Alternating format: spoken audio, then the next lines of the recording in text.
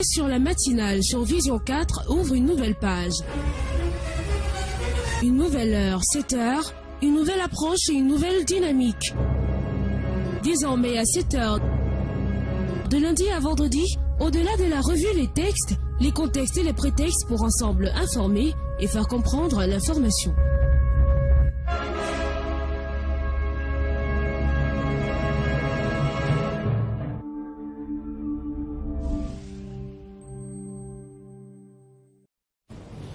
Voilà, il est précisément 6 heures en temps universel. 7 heures à Douala et à Yaoundé. Lors de la revue de presse, dans quelques secondes, le temps de dire un petit rapide bonjour au commissaire Kamla Fokam Fabius Corneille qui a convolé en juste noces ce week-end avec Sorel qui est devenue Madame Kamla. Voilà, on dit encore félicitations et beaucoup de bonheur sur le chemin. Il y a Jules Fomo depuis EBBI dans la Guinée équatoriale qui dit bonjour à M. Jean Jazé. On dit également bonjour à Auguste Vitembo. Il a dit M. Jean-Jacques Zé. Oui, M. Jean-Jacques Zé. D'accord. Le master. Retour donc là pour la revue de presse alors qu'il est l'heure exacte de cette revue de presse, Edith Chania. Tout à fait. Bonjour Jean-Jacques Zé. Edith Chania, bonjour. Bonjour naturellement des zones Black, l'homme qui a eu 1 an de plus hier. Bonjour à nos amis de Bébéni, on leur dit buenos dias de ce côté-là, c'est comme ça que ça se dit en espagnol. Si, Seigneur, un peu de castellano. Si, está bien. Je salue également nos amis du côté de Kousséri, du côté de Kousséri également, et naturellement du côté de N'Djamena, qui sont nombreux là-bas et qui nous envoient souvent de magnifiques messages. Ah ben voilà qui est bien dit. Jean-Jacques, les journaux ont été encore très loquaces aujourd'hui. Mais qu'est-ce qui inspire tant les journalistes? Ben, ils avaient un sujet intéressant, l'ouverture de la session parlementaire pour le compte du mois de novembre, une session essentiellement budgétaire, comme on le dit souvent, mais c'est une ouverture de session qui était quand même extraordinaire hier avec le boycott des députés du Social Democratic Front, que ce soit à l'Assemblée nationale ou les sénateurs du côté du Palais des Congrès.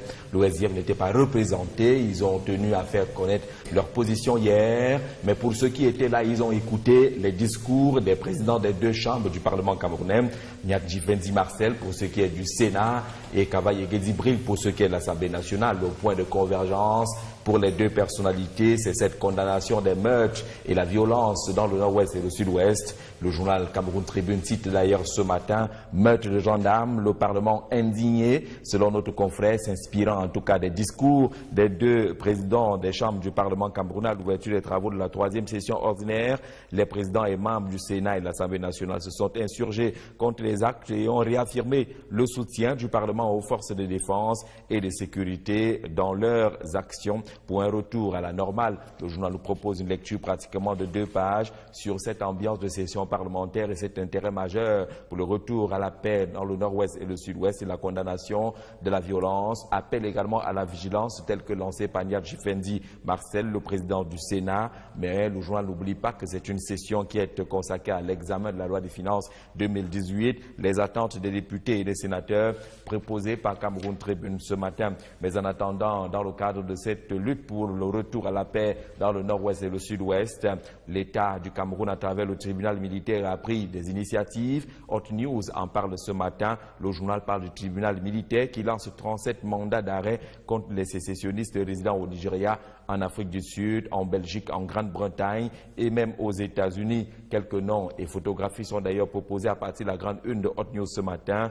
La liste des atrocités également proposée par notre confrère, assassinat des gendarmes, policiers et militaires en service, 29 élèves et étudiants poignardés sur le chemin de l'école, 142 collèges, centres de santé et écoles incendiés, 4 marchés incendiés, 246 boutiques calcinés, 7 commerçants tués, 8 commissaires de police et 7 brigades de gendarmerie, 8 commissariats de police et 7 brigades de gendarmerie attaqués, les édifices publics vandalisés et les symboles de l'État profanés. La liste est suffisamment longue, la liste des atrocités retenues par Hot News et certainement par le tribunal militaire. Et le journal le dit, trop, c'est trop. Les populations demandent à la justice de faire son travail face à ces nombreuses atrocités qui sont listées par Hot News ce matin. Le journal nous rappelle également la sortie du ministre de la Défense, Joseph Betty Assomo, au lendemain de ces meurtres des gendarmes dans le nord-ouest et les condoléances du chef de l'État aux différentes familles.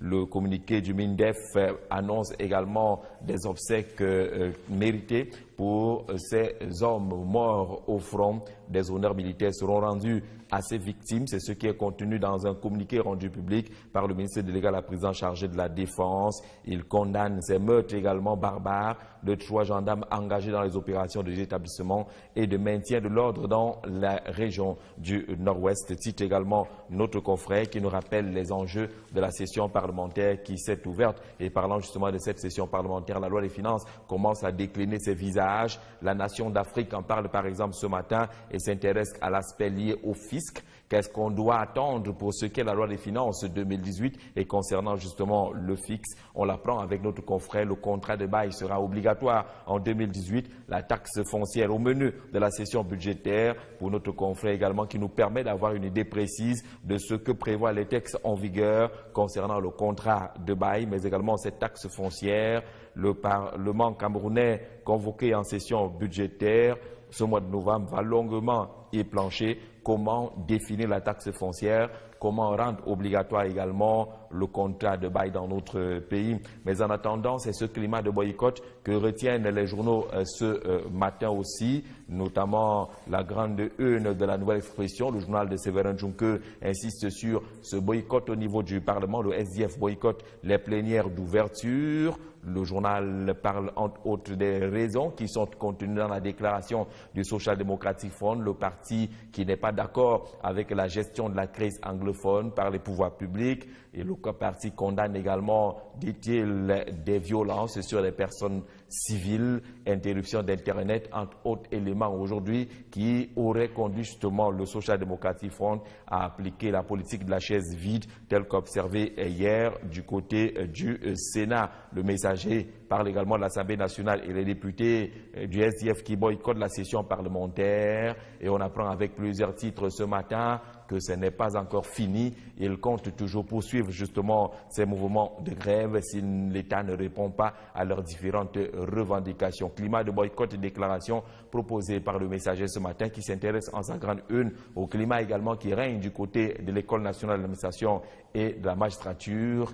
ENAM, la bataille du contrôle du jury d'accès est ouverte de ce côté-là. Plusieurs correspondances sont enregistrées ces derniers temps et il semble signaler qu'il y a cette bataille entre le ministre de tutelle et le directeur de cette institution. C'est la même information qui barre la une du quotidien Mutation ce matin. Concours d'entrée à l'ENAM, titre le journal de Alain-Georges Boyomo ce matin. Bataille pour le contrôle des résultats. Le ministre de la fonction publique et le directeur général de l'École nationale d'administration et de magistrature se battent au sujet du dépouillement des procès-verbaux. La rentrée académique est définitivement hypothéquée de ce côté-là. Le communiqué ou la sortie du ministre de la fonction publique parle d'actes pris par le directeur général de l'ENAM qui seraient des actes pris en toute illégalité, précise justement ce document qui fait le tour en ce moment des réseaux sociaux. Mutation parle également de la crise anglophone et le SDF qui boude la rentrée parlementaire, parlant justement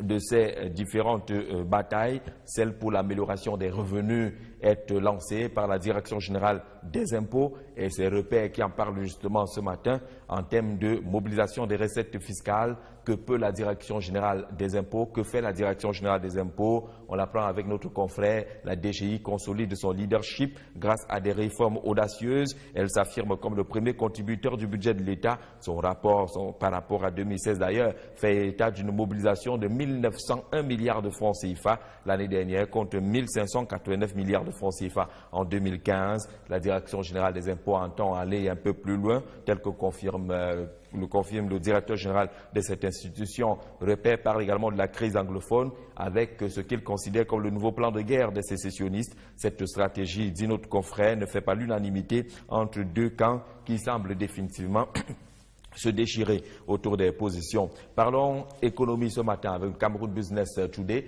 le journal spécialisé en matière économique qui est un fruit de la société de presse et d'édition du Cameroun, Sopecam. Le journal nous parle aujourd'hui du contrôle des produits des carrières, le difficile combat des nationaux, quelle est la part de marché des nationaux dans le secteur des carrières. La plupart des carrières importantes sont contrôlées par les multinationales impliquées dans les grands chantiers. confrontés aux problèmes d'équipement et de finances, les nationaux semblent être définitivement à la traîne. Le Code minier 2016 encadre cette activité rentable dans un dossier de 3 pages. Cameroun Business Today entre justement dans le secteur des carrières dans notre pays pour essayer d'évoquer la loi, mais naturellement également la part de marché pouvant être attribuée aux nationaux dans ce secteur qui semble être porté au regard justement du déploiement des multinationales observées. Et vous le savez, Cameroun Business Today consacre toujours une lecture sur les job opportunities. Où peut-on trouver un emploi aujourd'hui? 6 postes de pilote à pourvoir au port autonome de Douala, indique notre confrère. D'ailleurs, 2 pages sont consacrées justement à ces opportunités d'emploi. Le quotidien de l'économie, pour rester dans le cadre de l'économie ce matin, nous parle de la crise anglophone. En termes économiques, le chiffre d'affaires des hôtels a sérieusement chuté dans le nord-ouest et le sud-ouest. Une chute vertigineuse, on parle de 90% de chute pour ce qui est du chiffre d'affaires dans les hôtels logés dans le sud-ouest, une région essentiellement touristique, mais qui ne peut plus profiter de ce tourisme et de l'exploitation du secteur hôtelier à cause du climat lié à cette crise anglophone. Le journal parle également de la performance de la Direction générale des impôts en 2016, sans oublier l'actualité politique qui est dominée par ce boycott de l'ouverture de la session parlementaire par les élus du SDF au Sénat et à l'Assemblée nationale. Signature est dans les kiosques ce matin, une véritable préoccupation, le repli identitaire. Le sujet faisait déjà l'objet d'un dossier sur les antennes de Vision 4 il y a de cela quelques jours. Signature revient sur le repli identitaire au Cameroun, péril grave sur le vivre ensemble avec des pratiques nombreuses qui vont chercher parfois dans les activités et les communautés les moins soupçonnées pour constater que même au niveau des familles religieuses et autres regroupements, le vivre ensemble est définitivement en péril dans notre pays, un péril grave sur le vivre ensemble avec le repli identitaire qui semble prendre de plus en plus le dessus, tel qu'indique justement le journal de Pierre Lebon et Langa Atémé qui est dans les kiosques ce matin. Et puis le quotidien Émergence nous rappelle aussi justement cette tournure et autres liées à la crise anglophone, les nouvelles batailles qui sont enregistrées de ce côté-là au-delà de celles qui étaient initiales. On est allé un peu plus loin à d'autres options aujourd'hui autour de la crise anglophone. Le journal nous rappelle également ce boycott de la session d'ouverture de cette mobilisation de l'Assemblée nationale et du Sénat pour le mois de novembre. Parlement, députés et sénateurs du SDF optent pour le boycott. Et naturellement, on va ouvrir à présent ce qu'on va baptiser la saga Jean-Pierre Amougou Bellinga dans la presse camerounaise. Plusieurs titres ont consacré des lectures sur les activités du président directeur général du groupe L'Anecdote. La dernière sortie en République centrafricaine, Tribune d'Afrique de Faustin Dikam, consacre sa grande une à cette actualité. Le groupe L'Anecdote dans les télécoms titre le journal « Pourquoi Amougou Bellinga fait peur ?» en faisant une incursion dans le secteur des télécommunications, notamment avec le rachat de la Sonatel en RCA. Le PDG du groupe L'Anecdote, qui a d'ailleurs été reçu à cet effet en grande pompe par le chef de l'État centrafricain, a jeté un pavé dans la mare scabreuse du sérail camerounais. Pourquoi fait-il peur aujourd'hui? C'est un dossier pratiquement de 2 pages sur ces actions à succès retenues par les plus hautes personnalités des États que sont le Cameroun et la République centrafricaine, et également l'impact de ces différents investissements au Cameroun et ailleurs. Yaoundé retient son souffle justement face à ces actions à succès enregistrées au Cameroun et ailleurs.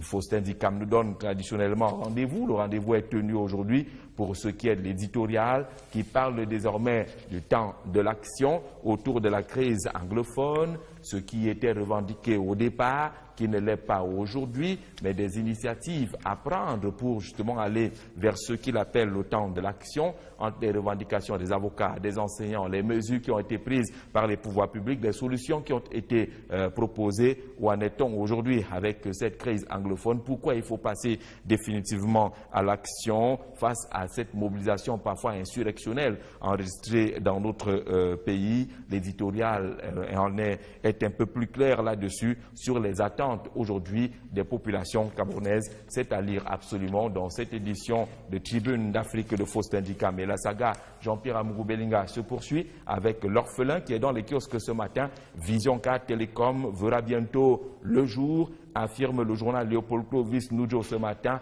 Le président directeur général du groupe L'Anecdote a signé le 7 novembre 2017 à Bangui avec le président centrafricain, le professeur Faustin Archange Touadéra, l'accord d'acquisition de cette société centrafricaine. Le président centrafricain, dit le journal, a apprécié l'initiative et encouragé Jean-Pierre Amougou Belinga à investir dans son pays en pleine renaissance après la crise socio-politique. 2 pages consacrées justement à cette nouvelle expérience qui dévoile les ambitions du PDG du groupe L'Anecdote, qui veut également explorer le domaine des télécommunications dans un contexte de modernisation. Panès Hebdo est également dans les kiosques et parle aussi de Jean-Pierre Amougou Belinga en termes d'offensive en Centrafrique. Titre Panels Hebdo qui est également dans les kiosques ce matin suite à un accord conclu le 7 novembre dernier avec le chef de l'État centrafricain. Le professeur Faustin Archange Touadéra, le président directeur général du groupe L'Anecdote, vient de racheter la Socatel, société centrafricaine de télécommunications. En page 2, le journal fait un zooming sur cette actualité. Et vous verrez également avec Panels Hebdo ce matin, le pied de une est consacré aux activités parlementaires, notamment celle du sénateur Menyo Ondo, qui vient d'offrir 10 millions de francs CFA de bourse à 200 étudiants du Sud. Les étudiants ressortissants d'autres régions ont également reçu une partie de cette bourse. Pour être un peu plus précis, dans la vision du sénateur Meunier, il s'agit d'encourager l'excellence académique pour les fils du Sud, mais également ceux venant d'autres régions vivant dans le sud du pays qui ont pu bénéficier également de cette bourse qui n'avait pas de frontières. Occasion pour le donateur de magnifier le vivre ensemble. Derrière cette opération également, tous les récipiendaires de l'enveloppe de 50 000 francs CFA ont également reçu, faut-il le préciser, des copies d'instruction, des livres consacrés à l'instruction civique, mais également des drapeaux du Cameroun, le vert ou jaune, pour magnifier également le patriotisme, une action de soutien à l'excellence académique, accompagnée justement de la promotion du vivre ensemble, mais également du patriotisme derrière cette action menée par le sénateur Menyo Ondo dans la région du Sud. En dehors des 10 millions de francs CFA à ces 200 étudiants, il y avait également ces dons de drapeaux Politica. Dans la même saga, Jean-Pierre Amougou Belinga, Politica hebdomadaire, parle d'accord parfait, avec une magnifique photographie d'une complicité entre le président Faustin Archange Touadéra et le président directeur général du groupe L'Anecdote. Le chef d'État centrafricain a accordé mardi une audience le 7 novembre dernier au Mania camerounais des médias. Au menu des échanges, la reprise de la société centrafricaine des télécommunications par le groupe L'Anecdote, à lire dans Politica hebdomadaire. Politica hebdomadaire nous parle de revendications, mais la réponse de Paul Biya au LACAM, la part de l'Ouest dans le partage du gâteau national. On revient dans le gâteau national ce matin avec 3 pages consacrées justement à ce que l'Ouest a consommé dans le cadre de cette répartition du gâteau national tel que présenté par le chef de l'État. Et Ouest Echo, pour nous retrouver ce matin, parle justement d'assassinat de gendarmes dans les régions anglophones. La situation est-elle encore sous contrôle?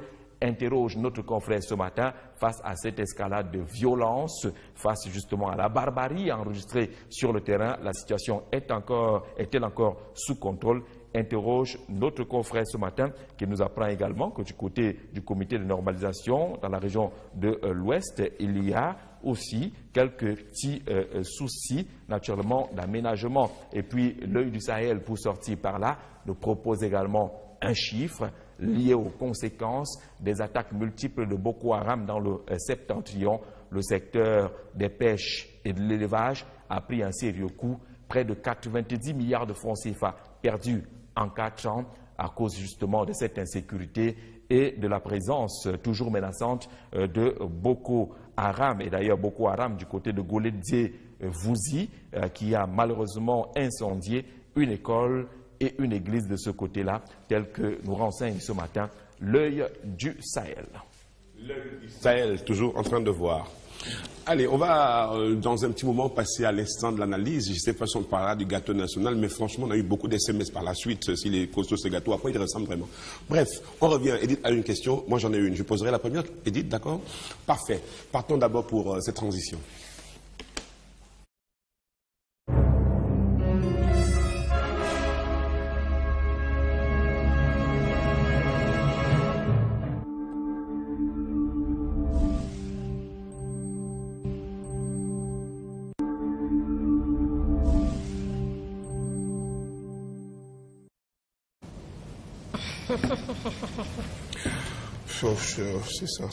C'est ça. C'était rapide, hein, les analyses, je suis en train de... Ça va attirer mon attention. Bon, voilà. Jean-Jacques, il y a un téléspectateur, il s'appelle Jules Hervé Fomo. Il est depuis... il nous envoie ce message depuis la Guinée équatoriale, précisément du côté de... Hein, comment? Bien, parfait. Vous êtes rendu déjà? C'est joli, hein. Alors, il nous dit ceci, Jean-Jacques. Il s'intéresse un petit peu à la libre circulation dans la sous-région Afrique centrale. Il se demande pourquoi est-ce que jusqu'ici, du côté de la Guinée équatoriale, cela n'est pas effectif. Mais il faut interroger la Guinée équatoriale. Il faut savoir exactement ce qui se passe. Où sont les points de blocage? Nous savons que les États se sont engagés avant même la rencontre de N'Djamena. La Guinée équatoriale avait déjà rendu public une circulaire annonçant la libre circulation des personnes et des biens. Le Cameroun l'a fait au lendemain de la tenue de la rencontre de N'Djamena. Le Congo l'a fait également dans la même mouvance. On est censé être aujourd'hui en train de consommer pleinement la libre circulation. Mais vous avez vu qu'il y a de nombreuses barrières. Nos équipes étaient par exemple en Guinée équatoriale à Malabo. Ernest Obama nous a ramené un magnifique reportage là-bas, là où il précisait que même au niveau de l'ambassade du Cameroun à Malabo, il y avait encore des problèmes parce que le visa était encore vendu entre guillemets. On a vu une série de reportages réalisés par Vision 4 à la frontière du côté de Kiossi pour montrer justement qu'on demandait encore de l'argent à ceux qui voulaient franchir la frontière. Il fallait payer entre 2 000 et 25 000 francs CFA, que des éléments qui sont postés, que ce soit côté Cameroun et davantage côté Guinée équatoriale, n'ont rien à faire. Ils ne veulent même pas savoir s'il y a eu un engagement formel de l'État de Guinée équatoriale pour asseoir la libre circulation. Il y a de cela 48 heures, on a eu également un reportage qui a été réalisé à la frontière maritime du côté de Campo. Là également, les commerçants et autres se plaignaient de ce que les gardes-côtes du côté de la Guinée équatoriale ne voulaient même pas entendre parler de la libre circulation. Ils se comportaient comme si on était toujours à cette époque-là où il n'y avait rien qui établissait la libre circulation. Il y a eu une formalisation de la libre circulation. Mais vous savez qu'au-delà des décisions des salons et des bureaux, il faut aller sur le terrain. Les États aujourd'hui doivent mettre en place des mécanismes pour aller veiller à l'effectivité de cette libre circulation. Vous savez, les habitudes ont la peau dure. Beaucoup se nourrissaient des complications au niveau du franchissement des frontières entre le Cameroun et la Guinée équatoriale, le Cameroun et le Gabon. Il faut aujourd'hui que les États aillent voir de près ce qui se passe là-bas et qu'on procède même à des changements des personnels parce que ceux qui sont là-bas ont déjà les cerveaux formatés. Ils ne peuvent pas s'accommoder à cette donne qui appelle à ce que les gens passent avec les marchandises et tout devant eux sans qu'ils n'en tirent profit. C'est de cela qu'il s'agit et c'est ça qui va toujours compliquer la libre circulation parce qu'on a développé entre-temps les habitudes mercantiles. Tout est commercialisable et commercialisé là-bas. Vous faites sortir les bœufs, il faut payer. Vous faites entrer les chèvres, il faut payer. Donc il y a un peu de tout derrière la vie au niveau des frontières, justement parce qu'on reste loin à Malabo, on reste loin à Yaoundé, on reste loin à Libreville, on ne va pas voir concrètement ce qui se passe sur le terrain. Je pense que ces États aujourd'hui, pour que la libre circulation soit une réalité, j'allais dire réelle, il faut que les descentes soient opérées sur le terrain et qu'on puisse sévir, que les missions de contrôle puissent descendre, même déguisées, que ces missions-là aillent voir ce qui se passe là-bas, que les services en charge de la lutte contre la corruption puissent faire également des descentes dévoilées, parce que le problème généralement lorsque ces enquêteurs descendent sur le terrain, c'est qu'ils s'annoncent avant. Vous savez ce qu'on fait quand on s'annonce avant des zones blagues? On s'annonce avant pour demander aux gens qui font ces pratiques-là de vous attendre. Et quand vous arrivez, ils sont déjà prêts, ils vous reçoivent bien et vous repartez avec comme seule observation dans votre rapport de fin d'émission RAS.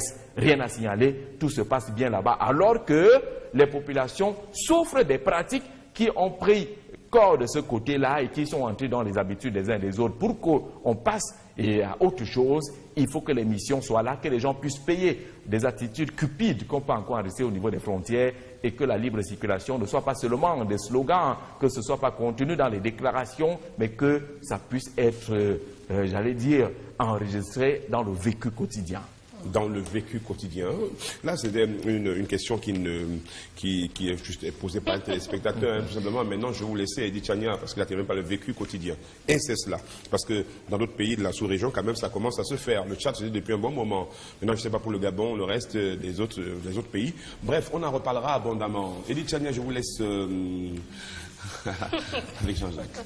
Jean-Jacques, comment comprendre ce boycott du SDF? Le SDF s'est exprimé à travers une déclaration.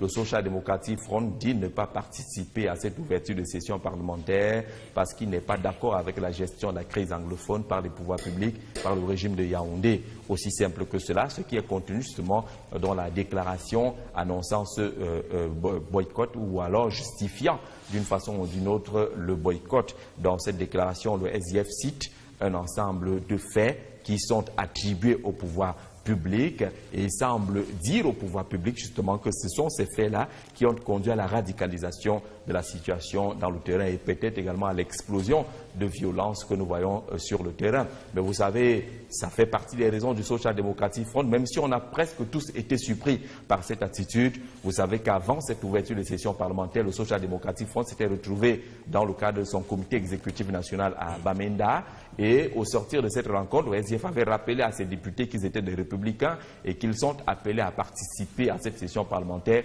en tant que républicains parce que le parti est républicain.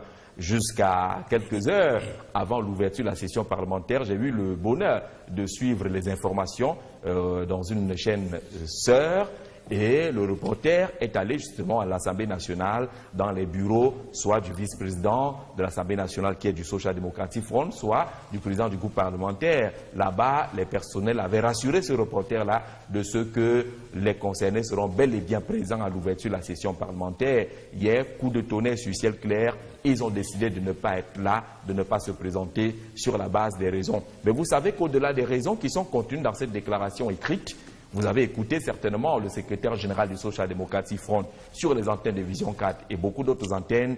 Il dit que les députés, les élus du SDF aujourd'hui vivent avec la peur dans le ventre. Dans le nord-ouest et le sud-ouest, ils ont peur pour leur vie. Est-ce que cela justifie cette politique de la chaise vide enregistrée hier ici à Yaoundé? Est-ce que cette raison est au-dessus de celles qui ont été évoquées dans le communiqué justifiant un peu cette décision stratégique prise par le Social Democratic Front? Le débat est ouvert et ce qui est intéressant, c'est que les deux positions, celle formelle et celle qui est dite par les responsables au haut niveau du Social Democratic Front, les deux viennent du Social Democratic Front même. Ce n'est pas le fruit de quelques analyses d'observateurs à l'extérieur, mais c'est le SDF qui en même temps critique la méthode de gestion de la crise anglophone, mais dit également qu'ils ont peur pour leur vie parce qu'ils reçoivent des menaces des activistes aujourd'hui à travers les réseaux sociaux. Et d'ailleurs, eux-mêmes citaient une vidéo qui circule actuellement sur les réseaux sociaux annonçant justement que la vie de ces élus du peuple est aujourd'hui exposée. Il y a donc là matière à réflexion. Il faut aller comprendre et faire la balance entre l'option de la chaise vide au Parlement et la résolution de la crise anglophone. Les raisons évoquées dans ce communiqué par le Social Democratic Front ne sont pas balayées d'un revers de la main. Aujourd'hui, on est arrivé à une étape où chacun doit pouvoir dire à l'autre ce qui a été mal fait. Mais ce qu'on peut constater également dans cette sortie du Social Democratic Front, c'est qu'elle condamne la sortie, ce que le SDF considère comme les exactions sur les populations, sur les violences sur les populations, sur parfois des assassinats des personnes civiles et autres. Mais on n'a pas lu un seul mot dans ce communiqué condamnant également les exactions sur les forces de maintien de l'ordre, alors qu'on vient d'enregistrer des morts de gendarmes et de militaires dans le nord-ouest et le sud-ouest. Je pense qu'un parti responsable et citoyen comme le Social Democratic Front, pour mieux faire passer son option, aurait quand même pu intégrer dans sa sortie, naturellement, ces morts, ces meurtres également sur les hommes en tenue. Ce serait naturellement pour mieux expliquer que la situation aujourd'hui est difficile sur le terrain, qu'on soit côté population civile, qu'on soit du camp de l'État, à travers ces démembrements, notamment les forces de défense qui sont sur le terrain, ou alors qu'on soit du côté des activistes, il y a quand même un climat d'insécurité et de peur qui règne dans le nord-ouest et le sud-ouest. Et peut-être à partir de ces moments, de façon objective, on verrait de près ce qui se passe sur le terrain. Mais je pense aujourd'hui que chacun doit pouvoir contribuer à la recherche de la paix. Le SDF, dans cette sortie, réitère sa position en rappelant qu'il a toujours été favorable au fédéralisme et non à la sécession. Ça au moins c'est clair dans le communiqué du Social Democratic Front hier, qui donne sa position dans la crise actuelle et rappelle au pouvoir public qu'il n'y a pas de peur à avoir quant à l'ouverture d'un débat sur la forme de l'État. Parce que le vivre ensemble, dit le Social Democratic Front, n'est pas forcément en danger dans des pays qui ont opté pour autre chose, notamment les États-Unis d'Amérique ou alors le Nigeria. Y a-t-il véritablement un problème de vivre ensemble? Interroge le Social Democratic Front, parce que ces pays ont ouvert un débat sur le fédéralisme et autres. Pourquoi ne pas aborder cette question sur la forme de l'État? Et le SDF ne voudrait pas que l'État camerounais radicalise ses positions et fasse comme si le débat sur la forme de l'État était un sujet tabou. Voilà la position du Social Democratic Front, dite officiellement et ouvertement, même si vous savez, Edith Jason, on va toujours réfléchir sur est-ce que le SDF aurait pu faire entendre sa voix autrement. Les collègues de ces députés-là le disaient encore hier. Il y a un espace consacré au dialogue qui s'appelle le Parlement. Pourquoi ne pas y aller pour tenir justement le dialogue de ce côté-là? Même si le SDF peut se défendre en disant aujourd'hui qu'avec l'extrême majorité du camp d'en face, il est difficile aujourd'hui de tenir un véritable dialogue de ce côté-là. Mais sachez justement que tout ce qui est dit, il faut qu'on le sache, même si ce n'est pas toujours retenu, mais tout le monde a entendu et tout le monde peut avoir compris ce qui appartient aux revendications. Ce n'est pas parce qu'on n'a pas intégré ou introduit une proposition de Social Democratic Front dans les documents à un examen là-bas que les populations n'ont pas entendu ou que ceux qui sont en face n'ont pas compris. Mais il ne faut pas se lasser dans le cadre de la proposition, mais il faut également qu'à l'Assemblée nationale et au Sénat, qu'on sache que lorsqu'on est là-bas, il faut réfléchir Cameroun. Qu'on soit du RDPC ou d'un autre parti politique, réfléchir Cameroun, c'est dire même dans son propre parti politique que ce que nous entendons là, ce que nous voyons là, ceux-là ont raison aussi. Parce qu'il n'y a pas le monopole de la bonne pensée. Il ne faut pas que la dictature du plus grand nombre, qui veut dire démocratie, ferme également les yeux et les oreilles à la pensée des autres. Même si on est minoritaire, on peut avoir raison. Et l'objectivité aujourd'hui voudrait que lorsqu'on est là-bas, dans cet espace consacré au dialogue, qu'on puisse dire que, attention, je pense que ce qu'est en train de dire le député de cette formation politique-là est à prendre au sérieux. On devrait peut-être prendre cela et capitaliser pour le bonheur du Cameroun. Voilà comment on doit se comporter à l'Assemblée nationale. Pour avoir été au Parlement chinois, là où vous avez une multitude de députés, il arrive parfois que les éclats de voix soient interminables. Vous avez des images de quelques parlements où le coup de poing n'est pas souvent loin, mais on se retrouve quand même à réfléchir et à penser pour l'État. Il faut qu'on aille justement vers cette pensée pour l'État-là, afin que certains députés ne se sentent pas frustrés lorsqu'ils sont là-bas, afin qu'ils n'oublient pas qu'ils sont députés de la nation et que la nation les écoute et la nation les regarde. Jean-José, peut-être un mot sur le repli identitaire. Qu'est-ce que c'est? Comment sortir de là? Ben vous savez que le repli identitaire, les journaux en parlent, nous avons proposé un dossier à cela quelques jours, commence quand même à prendre des proportions inquiétantes dans notre pays. Et il est difficile aujourd'hui de faire la frontière entre le repli identitaire et le gâteau national. C'est-à-dire que les gens ont compris qu'il faut toujours essayer de tirer quelque chose pour son village. Il faut essayer de se retrouver dans son village. Il faut réfléchir d'abord village. Et vous voyez justement comment l'État est organisé, je veux dire de façon textuelle ou non. Il n'y a que la pensée au Cameroun aujourd'hui met de plus en plus l'accent sur le repli identitaire. Peut-être parce que la voix communautaire est de plus en plus entendue. Lorsque le Nord fait des revendications à travers un mémorandum, l'État accède. Lorsque telle autre partie du pays fait son mémorandum, l'État accède. Et les gens commencent à comprendre que peut-être pour revendiquer et avoir quelque chose, il faut se retrouver, il faut appliquer ce repli identitaire qui est une autre forme du gâteau national qui s'arrime justement à la gestion régionale ou de satisfaction régionale qui semble être une règle dans notre pays. Mais le repli identitaire est un danger parce que c'est pratiquement le voisin. Sinon, c'est la même maison que le tribalisme à un moment donné.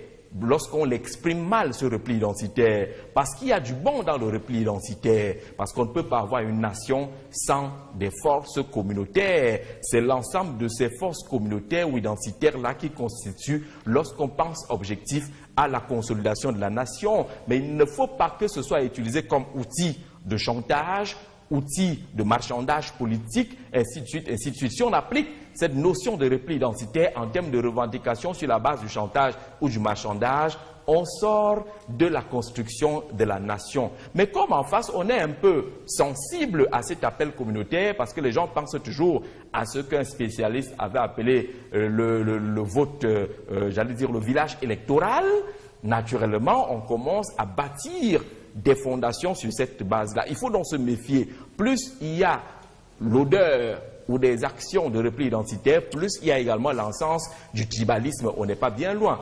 Les clichés sont nombreux aujourd'hui. Allez dans les ministères, il suffit d'arriver au rez-de-chaussée pour savoir que le ministre qui est au sommet là est un maca. C'est-à-dire que vous commencez à avoir les codes dès l'entrée, que ce soit le vigile qui est là ou le policier qui est là.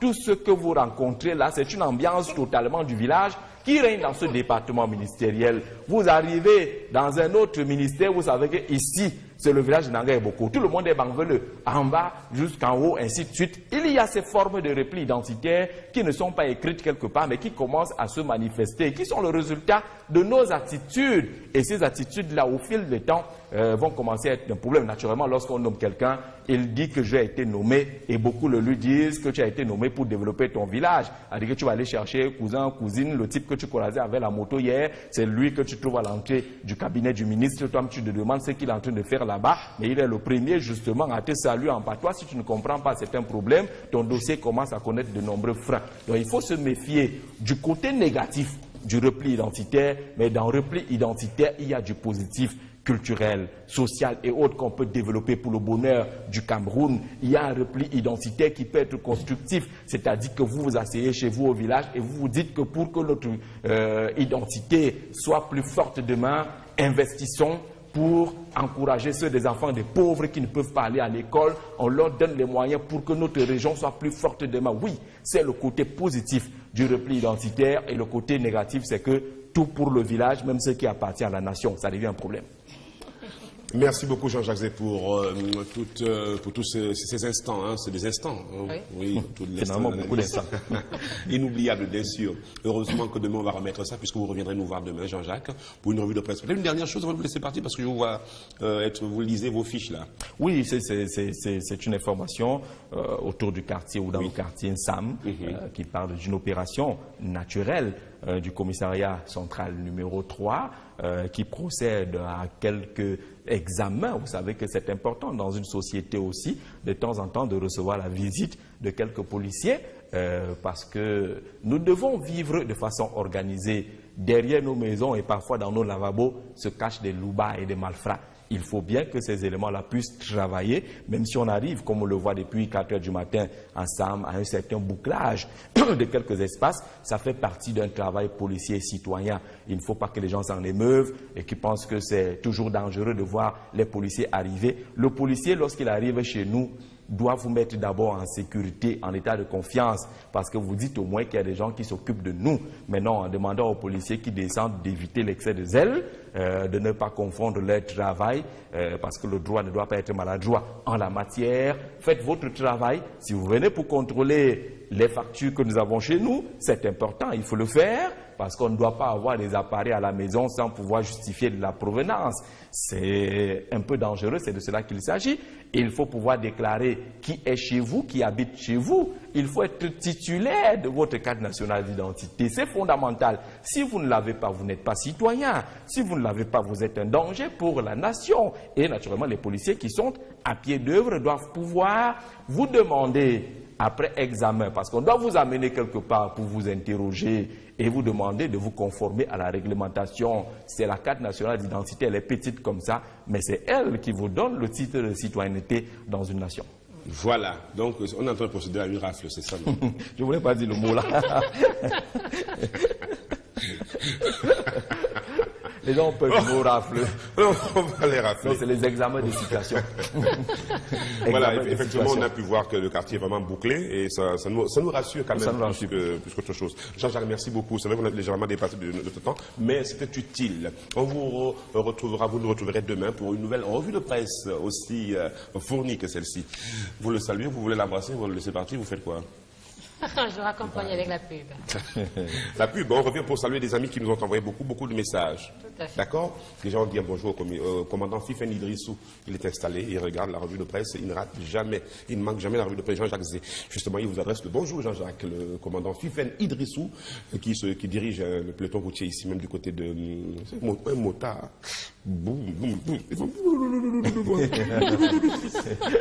Respect, commandant. Mais respect, commandant. Allez, la pub.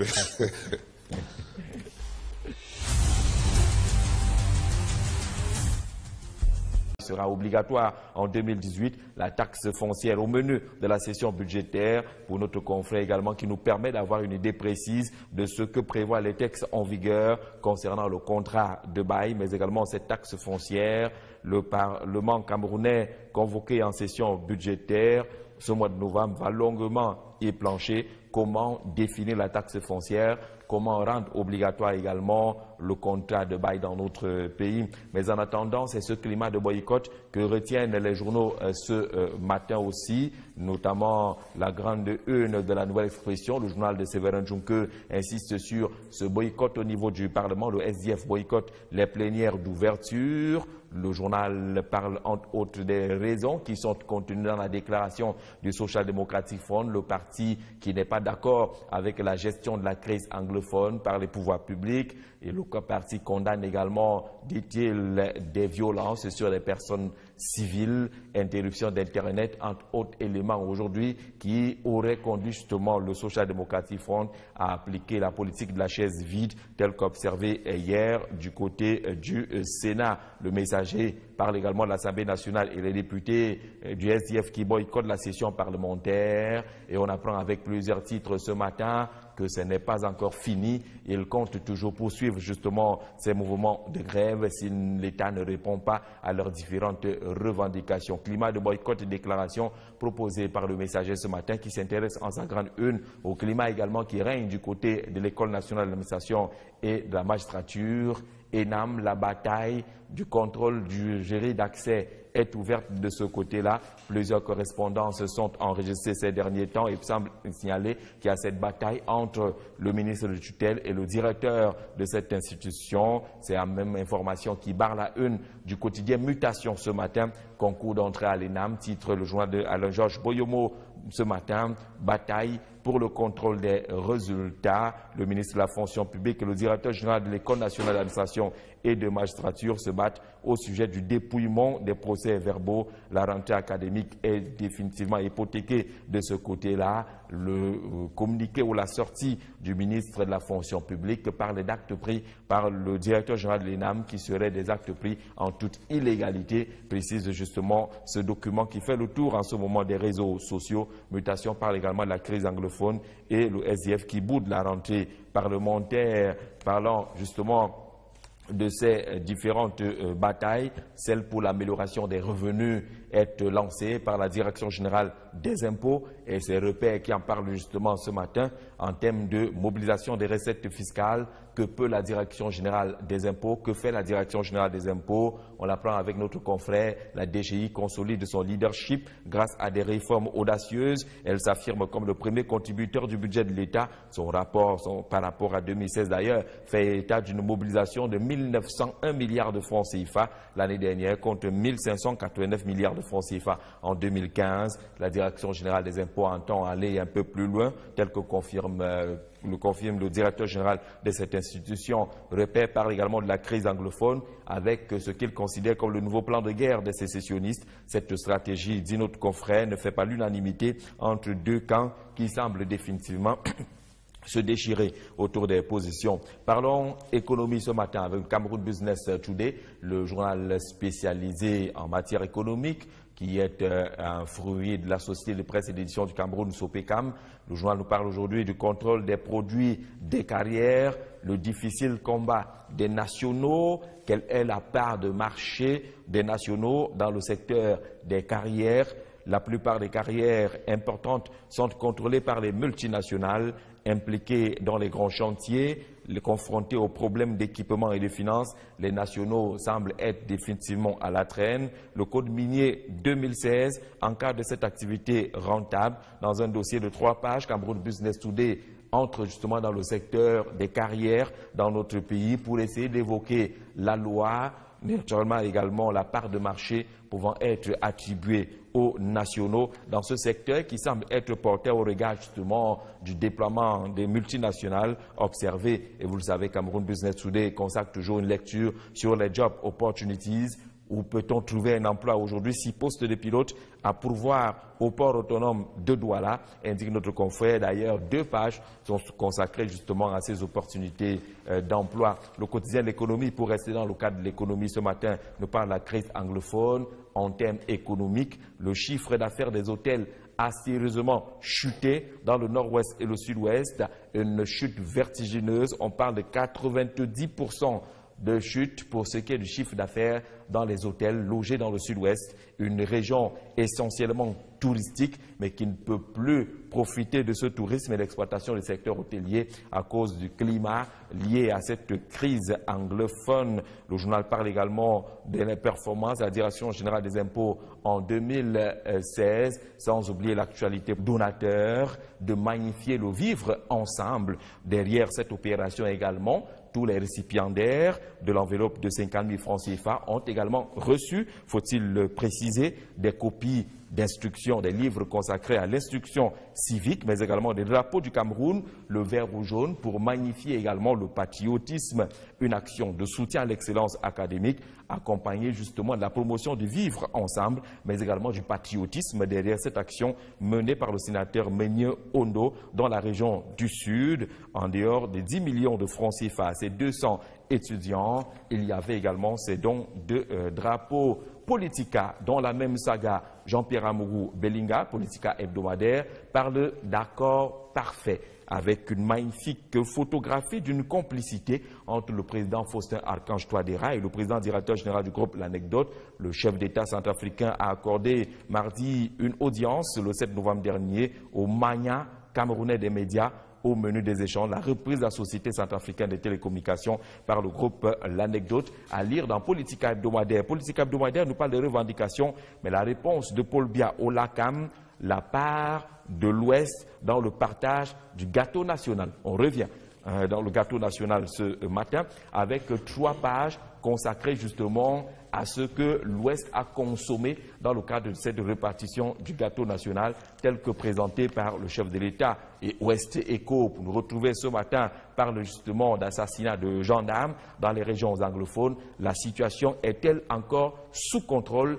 Interroge notre confrère ce matin face à cette escalade de violence, face justement à la barbarie enregistrée sur le terrain. La situation est-elle encore sous contrôle?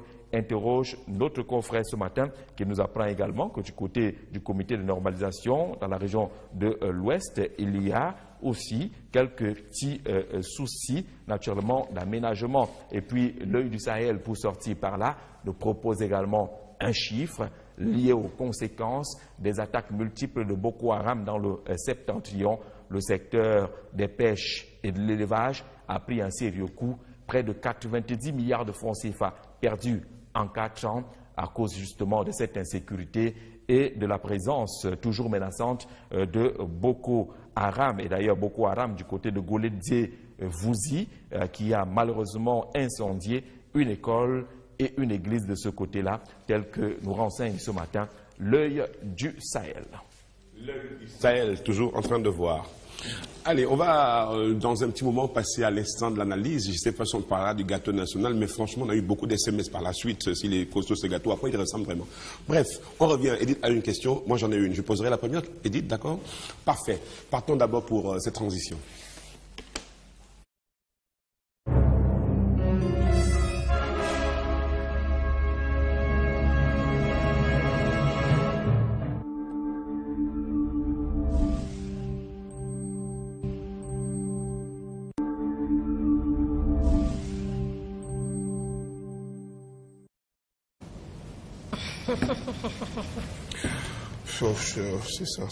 C'est ça. C'était rapide, hein, les journalistes, je suis en train de... Ça va attirer mon attention. Bon, voilà. Jean-Jacques, il y a un téléspectateur, il s'appelle Jules Hervé Fomo. Il nous envoie ce message depuis la Guinée équatoriale, précisément du côté de... Hein, comment? Bien, parfait. Vous êtes rendu déjà? C'est joli, hein. Alors, il nous dit ceci, Jean-Jacques.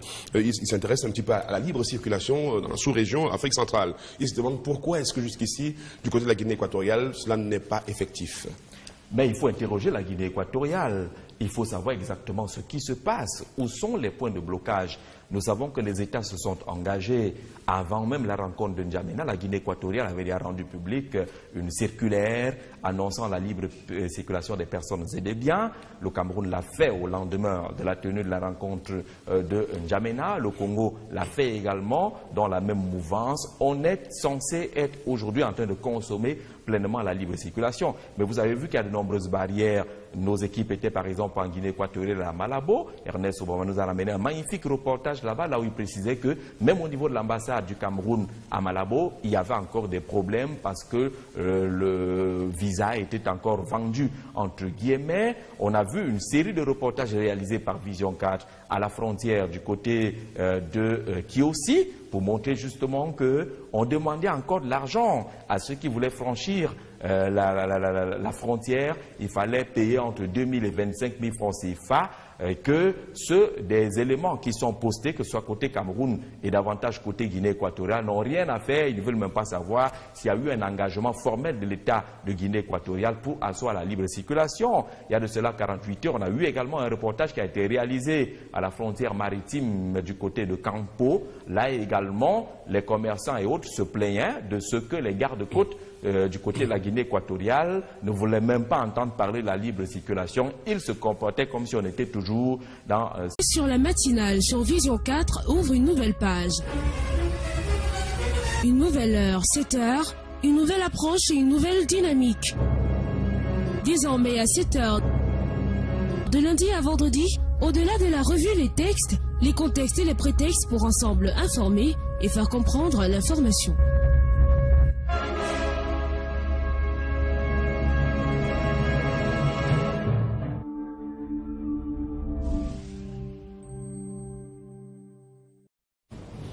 Voilà, il est précisément 6 heures en temps universel.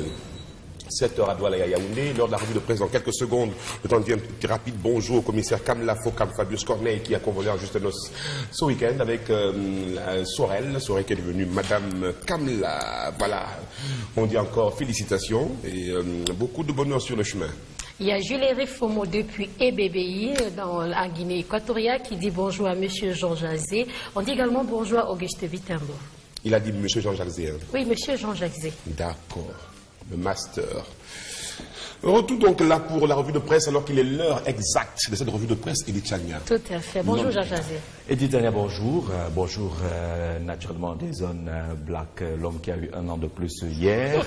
Bonjour à nos amis de Bébéni, on leur dit buenos dias de ce côté-là, c'est comme ça que ça se dit en espagnol. Si, Seigneur, un poco de castellano. Si, está bien. Je salue également nos amis du côté de Kousséri, du côté de Kousséri également, et naturellement du côté de N'Djamena, qui sont nombreux là-bas et qui nous envoient souvent de magnifiques messages. Ah ben voilà qui est bien dit. Jean-Jacques, les journaux ont été encore très loquaces aujourd'hui.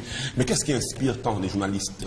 Ben, ils avaient un sujet intéressant, l'ouverture de la session parlementaire pour le compte du mois de novembre, une session essentiellement budgétaire, comme on le dit souvent, mais c'est une ouverture de session qui était quand même extraordinaire hier avec le boycott des députés du Social Democratic Front, que ce soit à l'Assemblée nationale ou les sénateurs du côté du Palais des Congrès. L'OSDF n'était pas représenté, ils ont tenu à faire connaître leur position hier, mais pour ceux qui étaient là, ils ont écouté les discours des présidents des 2 chambres du Parlement camerounais, Nyadji Vendi Marcel pour ce qui est du Sénat et Kavaye Gedibril pour ce qui est de l'Assemblée nationale. Le point de convergence pour les 2 personnalités, c'est cette condamnation des meurtres et la violence dans le nord-ouest et le sud-ouest. Le journal Cameroun Tribune cite d'ailleurs ce matin meurtre de gendarmes, le Parlement indigné, selon notre confrère, s'inspirant en tout cas des discours des deux présidents des chambres du Parlement camerounais à l'ouverture des travaux de la 3e session ordinaire. Les présidents et membres du Sénat et de l'Assemblée nationale se sont insurgés contre les actes et ont réaffirmé le soutien du Parlement aux forces de défense et de sécurité dans leurs actions pour un retour à la normale. Le journal nous propose une lecture pratiquement de 2 pages sur cette ambiance de session parlementaire et cet intérêt majeur pour le retour à la paix dans le nord-ouest et le sud-ouest et la condamnation de la violence. Appelle également à la vigilance telle que lancée par Niad Jifendi Marcel, le président du Sénat. Mais le journal n'oublie pas que c'est une session qui est consacrée à l'examen de la loi des finances 2018. Les attentes des députés et des sénateurs proposées par Cameroun Tribune ce matin. Mais en attendant, dans le cadre de cette lutte pour le retour à la paix dans le nord-ouest et le sud-ouest, l'État du Cameroun, à travers le tribunal militaire, a pris des initiatives. Hot News en parle ce matin. Le journal parle du tribunal militaire qui lance 37 mandats d'arrêt contre les sécessionnistes résidant au Nigeria, en Afrique du Sud, en Belgique, en Grande-Bretagne et même aux États-Unis.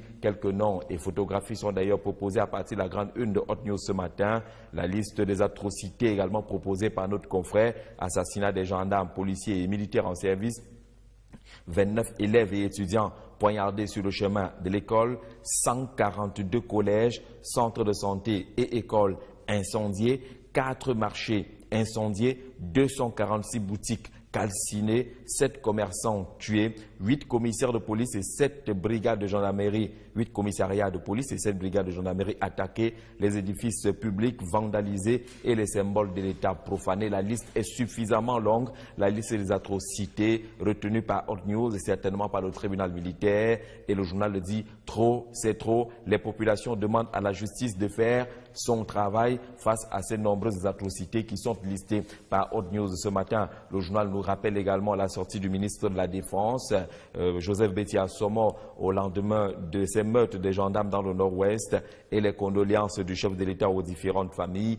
Le communiqué du MINDEF annonce également des obsèques méritées pour ces hommes morts au front. Des honneurs militaires seront rendus à ces victimes. C'est ce qui est contenu dans un communiqué rendu public par le ministre délégué à la présidence chargé de la Défense. Il condamne ces meurtres également barbares de 3 gendarmes engagés dans les opérations de détablissement et de maintien de l'ordre dans la région du Nord-Ouest. Cite également notre confrère qui nous rappelle les enjeux de la session parlementaire qui s'est ouverte. Et parlant justement de cette session parlementaire, la loi des finances commence à décliner ses visages. La nation d'Afrique en parle par exemple ce matin et s'intéresse à l'aspect lié au fisc. Qu'est-ce qu'on doit attendre pour ce qu'est la loi des finances 2018 et concernant justement le fixe, on l'apprend avec notre confrère. Le contrat de bail politique est dominé par ce boycott de l'ouverture de la session parlementaire par les élus du SDF au Sénat et à l'Assemblée nationale. Signature est dans les kiosques ce matin une véritable préoccupation,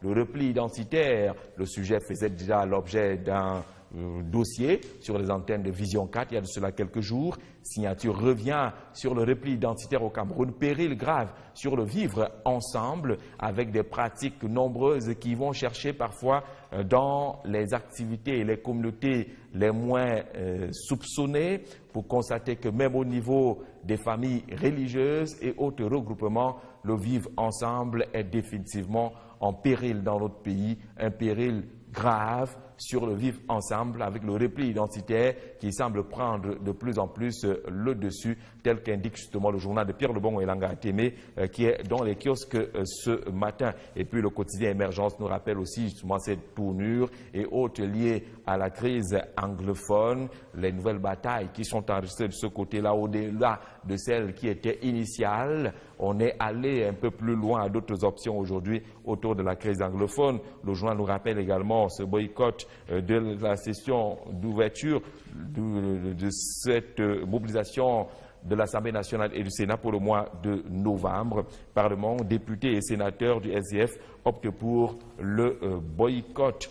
Et naturellement, on va ouvrir à présent ce qu'on va baptiser la saga Jean-Pierre Amougou Bellinga dans la presse camerounaise. Plusieurs titres ont consacré des lectures sur les activités du président directeur général du groupe L'Anecdote. La dernière sortie en République centrafricaine, Tribune d'Afrique de Faustin Dikam consacre sa grande une à cette actualité. Le groupe L'Anecdote dans les télécoms titre le journal « Pourquoi Amougou Belinga fait peur ?» en faisant une incursion dans le secteur des télécommunications, notamment avec le rachat de la Sonatel en RCA. Le PDG du groupe L'Anecdote, qui a d'ailleurs été reçu à cet effet en grande pompe par le chef de l'État centrafricain, a jeté un pavé dans la mare scabreuse du sérail camerounais. Pourquoi fait-il peur aujourd'hui? C'est un dossier pratiquement de 2 pages sur ces actions à succès retenues par les plus hautes personnalités des États que sont le Cameroun et la République centrafricaine, et également l'impact de ces différents investissements au Cameroun et ailleurs. Yaoundé retient son souffle justement face à ces actions à succès enregistrées au Cameroun et ailleurs. Faustin Dikam nous donne traditionnellement rendez-vous. Le rendez-vous est tenu aujourd'hui pour ce qui est de l'éditorial qui parle désormais du temps de l'action autour de la crise anglophone, ce qui était revendiqué au départ, qui ne l'est pas aujourd'hui, mais des initiatives à prendre pour justement aller vers ce qu'il appelle le temps de l'action, entre les revendications des avocats, des enseignants, les mesures qui ont été prises par les pouvoirs publics, des solutions qui ont été proposées. Où en est-on aujourd'hui avec cette crise anglophone? Pourquoi il faut passer définitivement à l'action face à cette mobilisation parfois insurrectionnelle enregistrée dans notre pays? L'éditorial est un peu plus clair là-dessus sur les attentes aujourd'hui des populations camerounaises. C'est à lire absolument dans cette édition de Tribune d'Afrique de Faustin Dikam. Et la saga Jean-Pierre Amougou Belinga se poursuit avec l'orphelin qui est dans les kiosques ce matin. Vision 4 Télécom verra bientôt le jour, affirme le journal Léopold Clovis Noudjo ce matin. Le président directeur général du groupe L'Anecdote a signé le 7 novembre 2017 à Bangui avec le président centrafricain, le professeur Faustin Archange Touadéra, l'accord d'acquisition de cette société centrafricaine. Le président centrafricain, dit le journal, a apprécié l'initiative et encouragé Jean-Pierre Amougou Belinga à investir dans son pays en pleine renaissance après la crise socio-politique. 2 pages consacrées justement à cette nouvelle expérience qui dévoile les ambitions du PDG du groupe L'Anecdote, qui veut également explorer le domaine des télécommunications dans un contexte de modernisation. Panès Hebdo est également dans les kiosques et parle aussi de Jean-Pierre Amougou Belinga en termes d'offensive en Centrafrique. Titre Panels Hebdo qui est également dans les kiosques ce matin suite à un accord conclu le 7 novembre dernier avec le chef de l'État centrafricain. Le professeur Faustin Archange Touadéra, le président directeur général du groupe L'Anecdote, vient de racheter la Socatel, société centrafricaine de télécommunications. En page 2, le journal fait un zooming sur cette actualité. Et vous verrez également avec Panels Hebdo ce matin, le pied de une est consacré aux activités parlementaires, notamment celle du sénateur Meigno Ondo, qui vient d'offrir 10 millions de francs CFA de bourse à 200 étudiants du Sud. Les étudiants ressortissants d'autres régions ont également reçu une partie de cette bourse. Pour être un peu plus précis, dans la vision du sénateur Meigno, il s'agit d'encourager l'excellence académique pour les fils du Sud, mais également ceux venant d'autres régions vivant dans le sud du pays qui ont pu bénéficier également de cette bourse qui n'avait pas de frontières. Occasion à cette époque-là où il n'y avait rien qui établissait la libre circulation. Il y a eu une formalisation de la libre circulation, mais vous savez qu'au-delà des décisions des salons et des bureaux, il faut aller sur le terrain. Les États aujourd'hui doivent mettre en place des mécanismes pour aller veiller à l'effectivité de cette libre circulation. Vous savez, les habitudes ont la peau dure. Beaucoup se nourrissaient des complications au niveau du franchissement des frontières entre le Cameroun et la Guinée équatoriale, le Cameroun et le Gabon. Il faut aujourd'hui que les États aillent voir de près ce qui se passe là-bas et qu'on procède même à des changements des personnels, parce que ceux qui sont là-bas ont déjà les cerveaux formatés. Ils ne peuvent pas s'accommoder à cette donne qui appelle à ce que les gens passent avec les marchandises et tout devant eux sans qu'ils n'en tirent profit. C'est de cela qu'il s'agit et c'est ça qui va toujours compliquer la libre circulation, parce qu'on a développé entre-temps les habitudes mercantiles. Tout est commercialisable et commercialisé là-bas. Vous faites sortir les bœufs, il faut payer. Vous faites entrer les chèvres, il faut payer. Donc il y a un peu de tout derrière la vie au niveau des frontières, justement parce qu'on reste loin à Malabo, on reste loin à Yaoundé, on reste loin à Libreville, on ne va pas voir concrètement ce qui se passe sur le terrain. Je pense que ces États aujourd'hui, pour que la libre circulation soit une réalité, j'allais dire réelle, il faut que les descentes soient opérées sur le terrain et qu'on puisse sévir, que les missions de contrôle puissent descendre, même déguisées, que ces missions-là aillent voir ce qui se passe là-bas, que les services en charge de la lutte contre la corruption puissent faire également des descentes dévoilées, parce que le problème généralement lorsque ces enquêteurs descendent sur le terrain, c'est qu'ils s'annoncent avant. Vous savez ce qu'on fait quand on s'annonce avant des zones blagues? On s'annonce avant pour demander aux gens qui font ces pratiques-là de vous attendre. Et quand vous arrivez, ils sont déjà prêts, ils vous reçoivent bien et vous repartez avec comme seule observation dans votre rapport de fin d'émission RAS. Rien à signaler, tout se passe bien là-bas. Alors que les populations souffrent des pratiques qui ont pris corps de ce côté-là et qui sont entrés dans les habitudes des uns et des autres. Pour qu'on passe à autre chose, il faut que les missions soient là, que les gens puissent payer des attitudes cupides qu'on peut encore rester au niveau des frontières et que la libre circulation ne soit pas seulement des slogans, que ce ne soit pas contenu dans les déclarations, mais que ça puisse être, j'allais dire, enregistré dans le vécu quotidien. Dans le vécu quotidien. Là, c'était une question qui est juste posée par un téléspectateur, hein, tout simplement. Maintenant, je vais vous laisser Edith Chania, parce qu'il n'intéresse pas le vécu quotidien. Et c'est cela. Parce que dans d'autres pays de la sous-région, quand même, ça commence à se faire. Le Tchad, c'est depuis un bon moment. Maintenant, je ne sais pas pour le Gabon, le reste des autres pays. Bref, on en reparlera abondamment. Edith Chania, je vous laisse avec Jean-Jacques. Jean-Jacques, comment comprendre ce boycott du SDF? Le SDF s'est exprimé à travers une déclaration.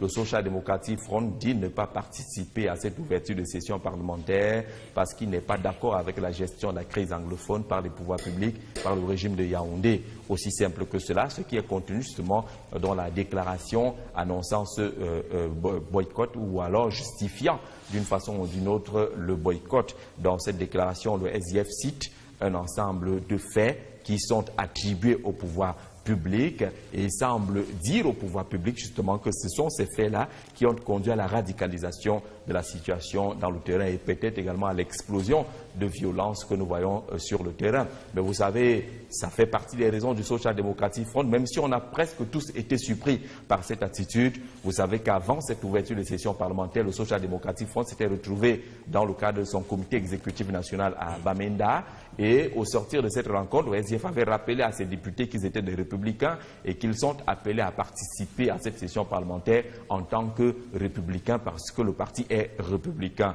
Jusqu'à quelques heures avant l'ouverture de la session parlementaire, j'ai eu le bonheur de suivre les informations dans une chaîne sœur et le reporter est allé justement à l'Assemblée nationale dans les bureaux soit du vice-président de l'Assemblée nationale qui est du Social Democratic Front, soit du président du groupe parlementaire. Là-bas, les personnels avaient rassuré ce reporter-là de ce que les concernés seront bel et bien présents à l'ouverture de la session parlementaire. Hier, coup de tonnerre sur ciel clair, ils ont décidé de ne pas être là, de ne pas se présenter sur la base des raisons. Mais vous savez qu'au-delà des raisons qui sont contenues dans cette déclaration écrite, vous avez écouté certainement le secrétaire général du Social Democratic Front sur les antennes de Vision 4 et beaucoup d'autres antennes.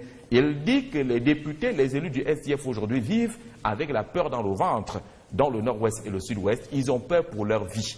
Est-ce que cela justifie cette politique de la chaise vide enregistrée hier ici à Yaoundé? Est-ce que cette raison est au-dessus de celles qui ont été évoquées dans le communiqué justifiant un peu cette décision stratégique prise par le Social Democratic Front? Le débat est ouvert et ce qui est intéressant, c'est que les deux positions, celle formelle et celle qui est dite par les responsables au haut niveau du Social Democratic Front, les deux viennent du Social Democratic Front. Même, ce n'est pas le fruit de quelques analyses d'observateurs à l'extérieur, mais c'est le SDF qui en même temps critique la méthode de gestion de la crise anglophone, mais dit également qu'ils ont peur pour leur vie parce qu'ils reçoivent des menaces des activistes aujourd'hui à travers